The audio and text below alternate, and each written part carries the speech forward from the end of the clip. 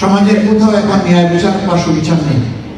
গ্রাম্য আদালত থেকে শুরু করে সুপ্রিম কোর্ট, সব জায়গায় অসতরা বসে আছে।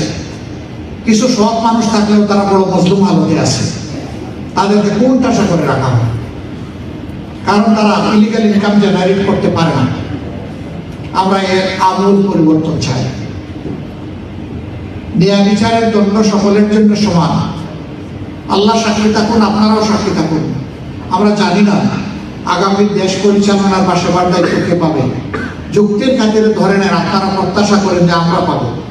যুক্তির খাতিরে ধরে নেন, আল্লাহ আমাকে হায়াত দিলেন, আমার সহকর্মীদেরকে হায়াত দিলেন, আমি কিংবা আমার কোনো সহকর্মী রাষ্ট্রের প্রধান নির্বাহী অথবা রাষ্ট্রপ্রধান হলেন,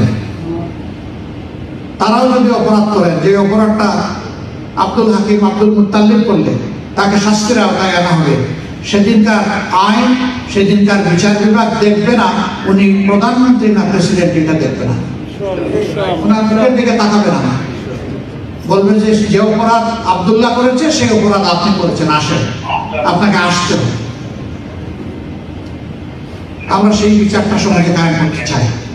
ওই রকম বিচার যখন হবে তখন অপরাধ করাটা কঠিন হয়ে যাবে, ন্যায়ের উপর চলাটা সহজ হয়ে যাবে।